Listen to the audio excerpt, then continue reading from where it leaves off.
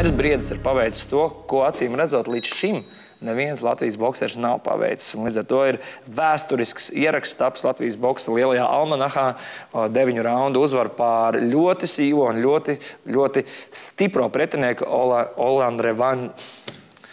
Palīdz man. Nu, par Nigērijas sportistu. Pār Nigērijas. Nē, būsim korekti un ievērosim fair play visus un arī ētiskos kanonus sportā. Šis bija spēcīgākais un nopietnākais Maira Brieža oponents, un to viņš arī turpina atzīt un atzīst.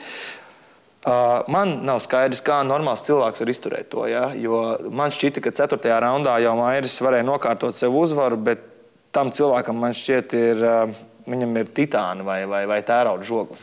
Es lasīju ļoti labu salīdzinājumu, ka pļauniekos 9 stāvēni vieglāk nogāzt nekā viņi. Jautājums ir par Maira rokām tagad, vai viņam nesāp, jo tas cēlās tā kā Fēniks no pelna visu laiku. Un es domāju, tur ir pretiniekam izmisums vienā brīdī. Taču guli gar zemi vienā brīdī. Cik var?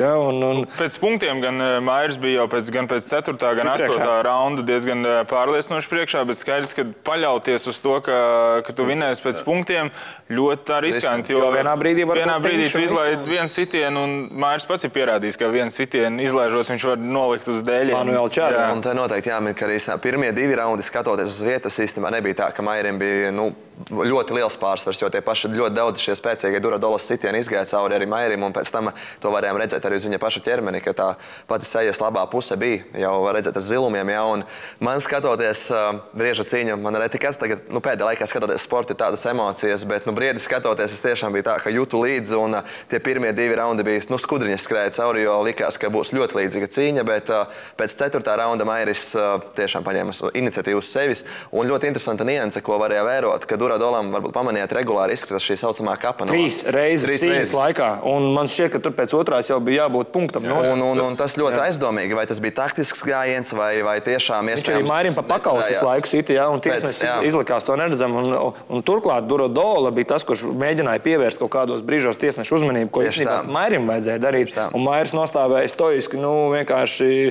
vīrišķīgi līdz galam un negāja tur pinkšķēt pie tiesneša par kaut ko. Varēja redzēt, ka Duradola iespējams centās ar kādām taktiskām viltībām izsist Mairi no līdzsvara, tieši šie sitieni, kā tu minēji, pēc tiesneses izšķir, bet Duradola... Protect yourself at all times, tas ir boksa viens no svētākajiem likumiem, ko arī mūsu slavenais Mayweathers ir izmantojis, ka tiesneses tur viņš tomēr vienā brīdī vēl uzšauja, vai ne? Un tas ir viss it kā nesportiski, bet boksā šāds normatīvs ir.